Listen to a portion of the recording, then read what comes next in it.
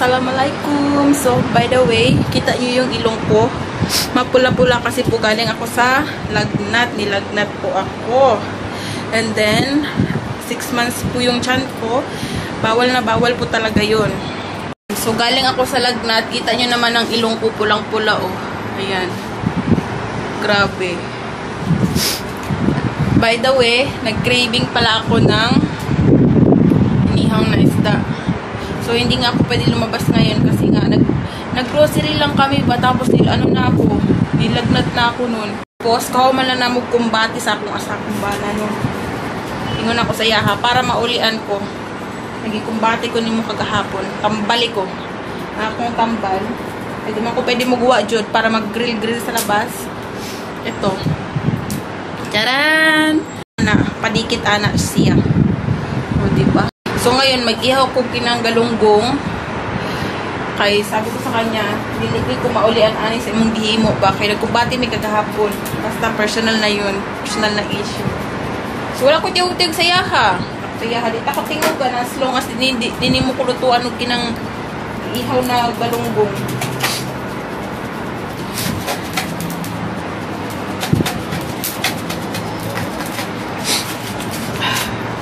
Wala pa ko naulian. So, ingat-ingat lang talaga ako ngayon. So, kita nyo naman sobrang pula ng aking ilong kasi nga ihilantan ko.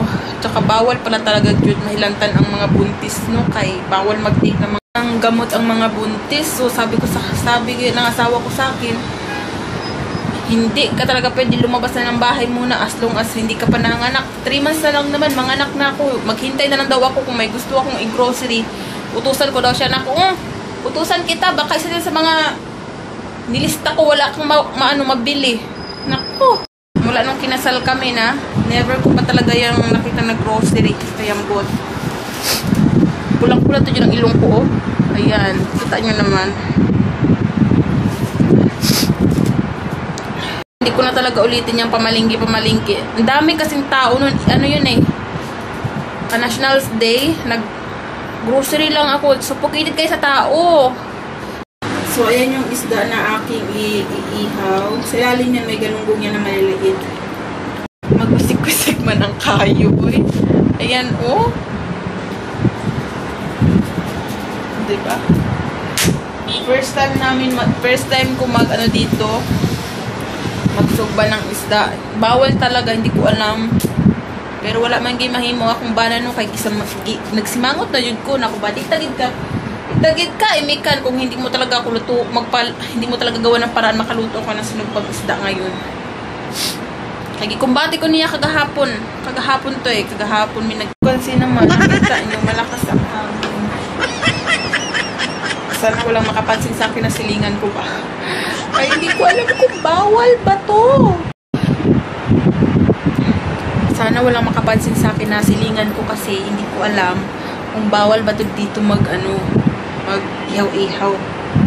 Kaya first time ko mag-ihaw. Nakita nyo yan. Kasi hindi ko alam kung pwede ba dito luto-luto ba.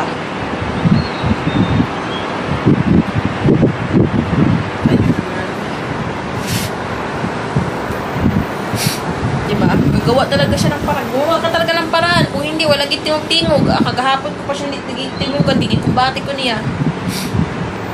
Yung ilong ko sobrang pula, oh. Abang na kayo pag ilagay ko na yung yung isda. So, see you later.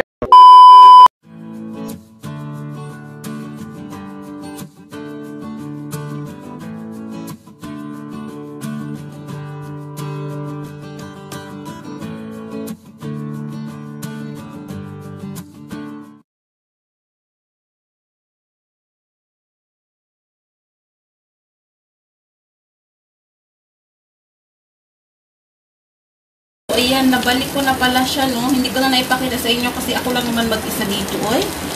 Wala man akong kasama mag-video.